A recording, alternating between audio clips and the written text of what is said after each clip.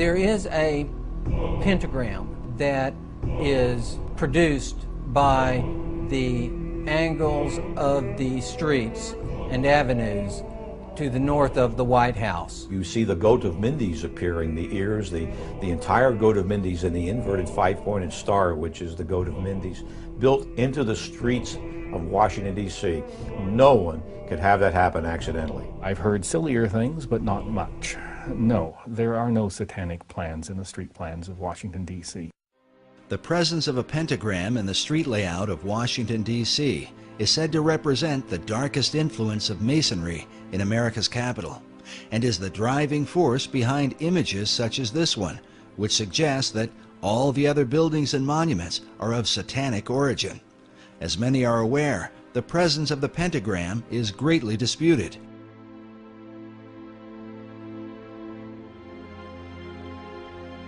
During the Middle Ages, the pentagram was a symbol of good luck and protection when used by those who practice magic. And one of the things they came upon was the idea that if there were such things as demons and spirits, then they should be able to summon them, either just to observe them to prove that they existed, or to control them to whatever purpose they might want to. These people were, I suggest, an early form of experimental scientists as much as they were magicians. They were just trying to see what would happen. And one of the things they decided to do is, if they were going to call up a spirit or a demon in a specific place, they'd draw a circle, and then they would put pentagrams at the corners as a warding sign to protect them from whatever danger that demon might pose to them. The inverted pentagram is seen as a highly satanic symbol.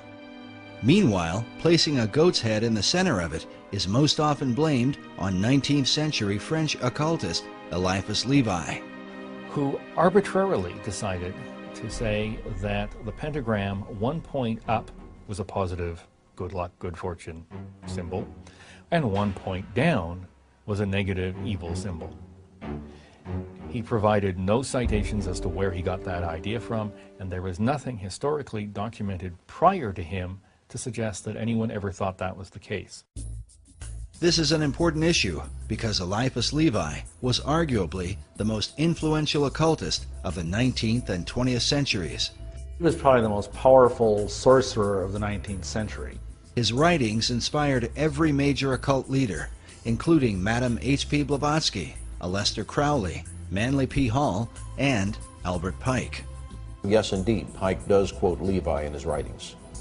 Levi's concept of the pentagram was most likely the influence of the 15th century German alchemist Heinrich Cornelius Agrippa.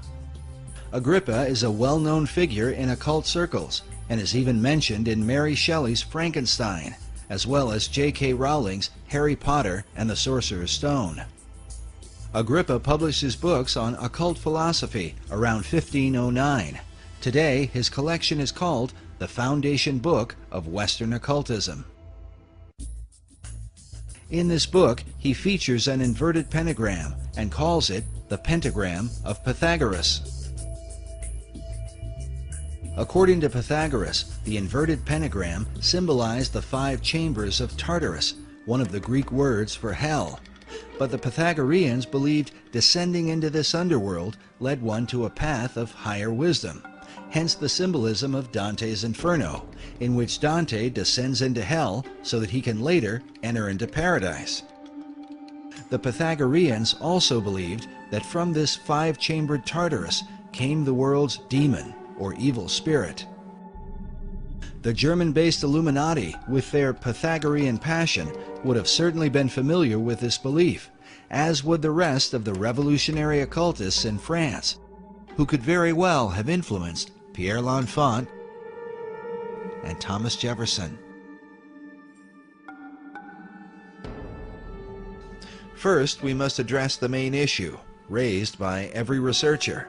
Is there really a pentagram in the street layout of the city?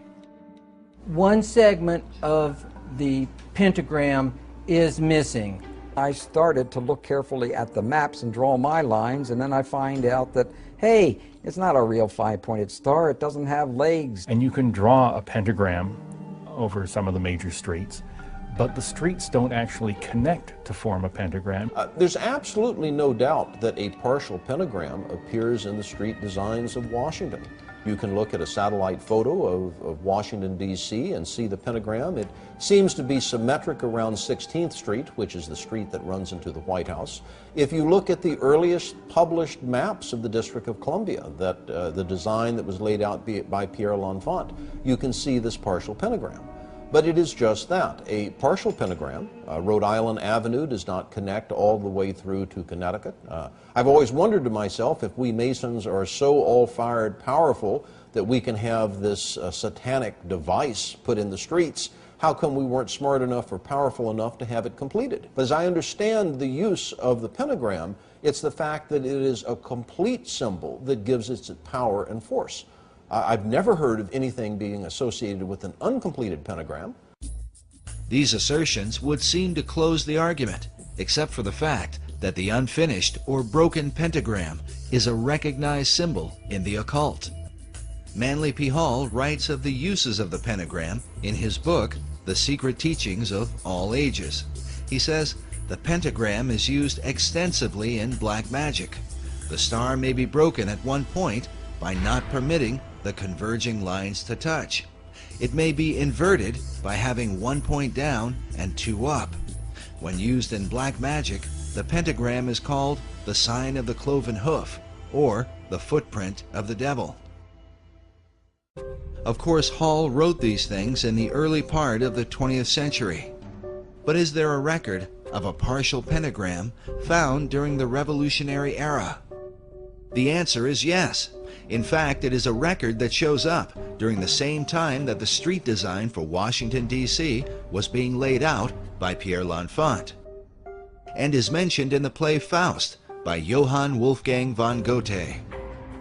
Goethe published the first edition of Faust in 1790, in which he mentions a partial pentagram in the dialogue between Faust and Mephistopheles, the devil whom he has conjured. Mephistopheles says, "Let me go up. I cannot go away. A little hindrance bids me stay." To which Faust replies, "The pentagram? That's in your way? You son of hell, explain to me, if that stays you, how came you in today?" To which Mephistopheles says, "Observe it closely. It is not well made. One angle on the outer side of it is just a little open, as you see." While Goethe published his first edition of Faust in 1790, it was between 1791 and 1792 that Pierre L'Enfant drew up the initial street design for Washington, D.C. This might all be seen as a mere coincidence, if not for the fact that Johann Wolfgang von Goethe was not only a master mason, but also a famous member of the Bavarian Illuminati.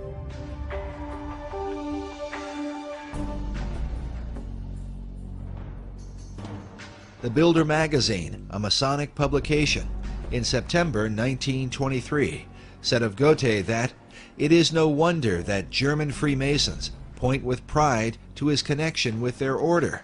After he became a member in 1780, he accomplished no great work which did not ring in Masonic accord. He completed nothing which did not lead back to a Masonic origin. Meanwhile, Masonic author Michael Bagent writes that Goethe not only depicted a Faust figure, he was himself a Faust figure, an adjunct of his own personal Hermetic quest. But could Goethe's ideas of Hermetic philosophy have influenced the design for Washington, D.C.?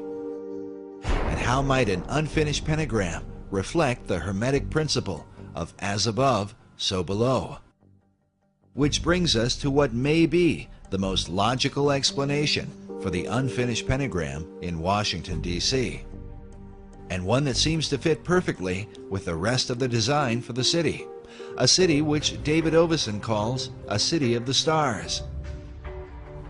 I have seen it suggested that the unfinished nature of the pentagram in Washington, D.C. bears a resemblance to the unfinished pentagram design that is seen in the motion of Venus. Of course, Venus has a lot of retrograde motion because it is between us and the Sun. And in relation to the other stars, Venus, of course, moves around a lot, but it in effect draws against the backdrop a nearly complete pentagram. The cycles of Venus rotating around the Sun happen over an 8-year period, during which Venus hits 5 points in the heavens, which form the outline of a pentagram. The female aspect of Venus is the celestial Virgin, which David Oveson argues was the chief inspiration for aligning Washington, D.C. with the stars. It would support his theory that there was an intentional astronomical relationship in the layout of the city. In fact, Oveson mentions this motion of Venus, relating it to the 5-petaled flower, many of which appear throughout Washington, D.C., which represent the path of Venus as shown in this drawing from a well-known book on astronomy from the 18th century.